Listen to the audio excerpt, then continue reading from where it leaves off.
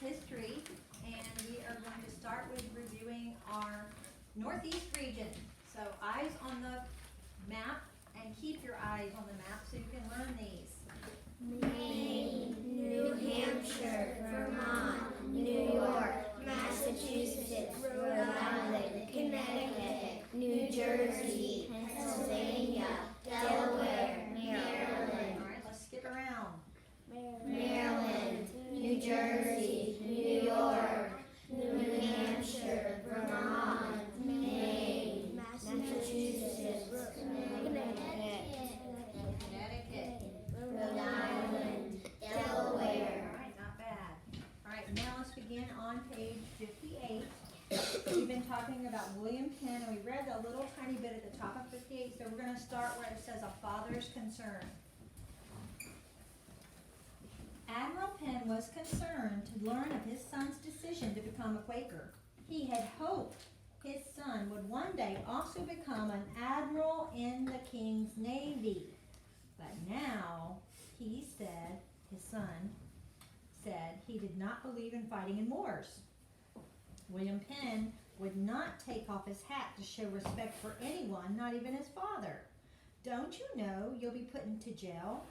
What will the king think of my family?" stormed his father. In anger, Admiral Penn threw his son out of the house. Yet, in spite of what young William Penn believed, his father still loved him. Before long, Admiral Penn called his son back home. Just as his father had warned, William Penn was put into jail many times. Each time he got out of jail, he continued fighting for the rights of the Quakers. Now, when they say fighting for the rights, they don't mean fighting because they didn't believe in that kind of fighting. But he continued to stand up for what the Quakers believed, even though it meant he might be put right back into jail. Okay?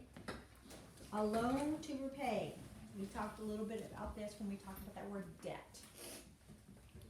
William Penn began to think of taking the Quakers to America for religious freedom, but how would he ever get the money to buy enough land to start a colony? The answer came from his father. His father had been a friend of King Charles II. One time when the king needed money, Admiral Penn had loaned him a large amount. The admiral died before King Charles II could repay the debt. William Penn asked the king for land in America in exchange for the money he owed the Penn family. King Charles II was delighted with William Penn's idea to repay the debt. Perhaps he was relieved to rid himself of the Quakers who were so troublesome to the Church of England. The king was so happy that he decided to give William Penn a colony with almost as much land as the whole country of England. "What will we name the colony?" asked the king. William Penn suggested Sylvania, which means wooded land. The king decided to put Penn in front of it, making the name Pennsylvania in honor of his friend Admiral Penn.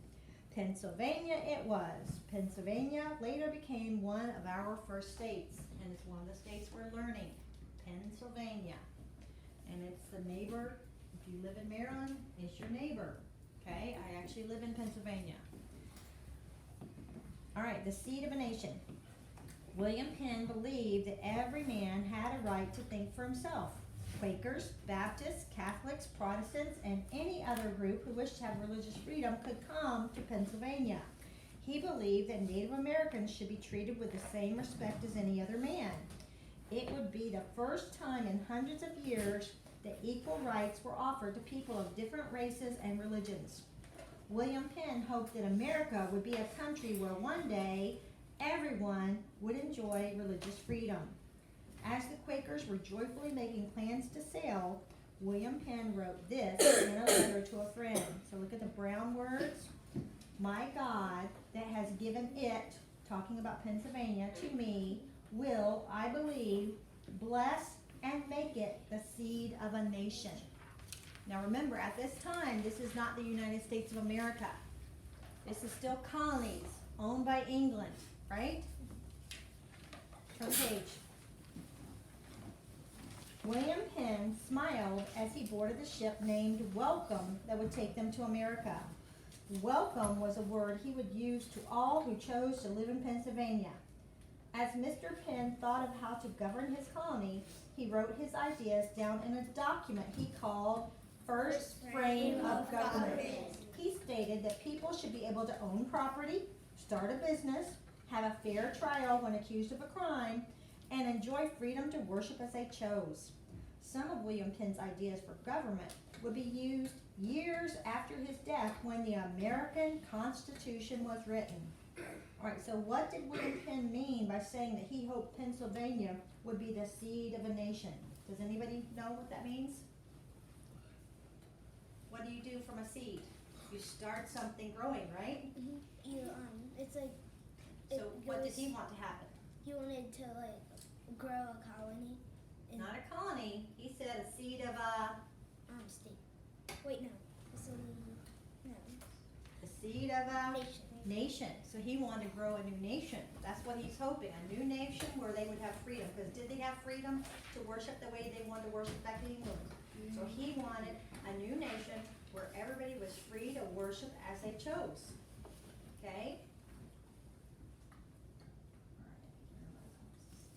Keep reading under there. It says a trusted friendship. Even though the land of Pennsylvania was given to William Penn, there were tribes of Native Americans who lived there. William Penn did not want to force the Native Americans off their land as other Englishmen had done. Instead of taking their land, he bought it from them. So the King of England gave it to him, but did it really belong to the King of England? No. Nope. It really belonged to the Native Americans who already lived there. And instead of just taking it like the people in Jamestown had done, right? The Pilgrims didn't really do that because even though our book doesn't tell us this time that this is true, I have read before that the Pilgrims actually settled where Squanto's tribe used to live. So there was nobody left there. All right. What did William Penn give them for the land? Money would not mean anything to them at that time. He gave them kettles, scissors, needles, combs, farming tools, blankets, clothing, and other items they could use. William Penn's treatment of the Native Americans and his promise to keep peace with them showed them that they could fully trust him.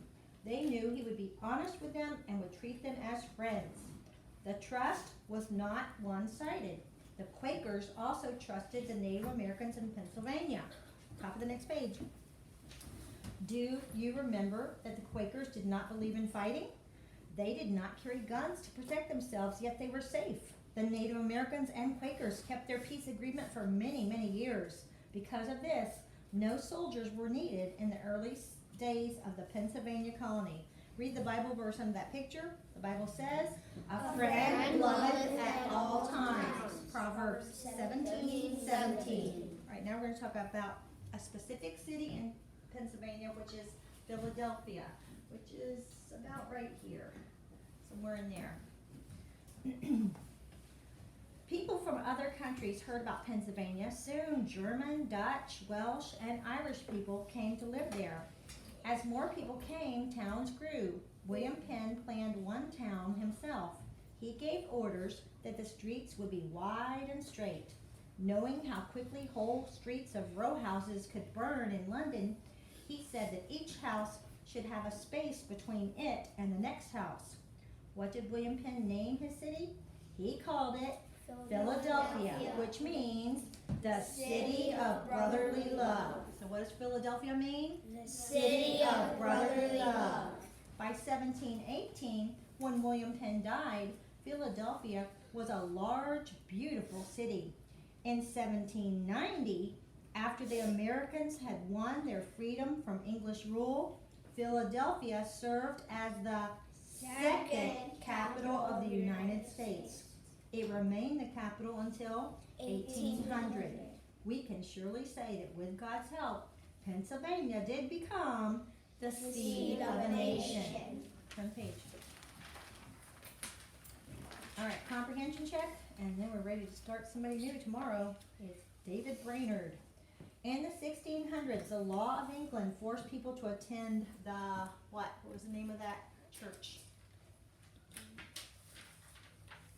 The church in England was called The Church of England. the Church of England. You guys should know that by now because the Pilgrims were fighting against it because they were being forced to worship only the way the Church of England said, and they didn't think it agreed with what the Bible said. So in the 1600s, the law in England forced people to attend the Church of England. Okay, I'm going to try this one more time. I want to hear everybody answering. In the 1600s, the law in England forced people to attend the Church of England. Thank you. Wow. The Quakers called each other Friends. Very good. You're going to have to raise your hand on this one because it's a longer answer. How did King Charles II repay his debt to the Penn family? Joey? He gave them a bunch of land. He gave them land in the, Um, where was that land? Okay, he called it Pennsylvania, but it was not Pennsylvania, but it was the New World, right? This was still considered part of the New World, so he gave him, and he did call it Pennsylvania. William Penn hoped that Pennsylvania would be a place where everyone could have what? He wanted everyone to have religious freedom. religious freedom. Very good. Here's another long one, so raise your hand. Why were no soldiers needed in the early days of the Pennsylvania colony? Because they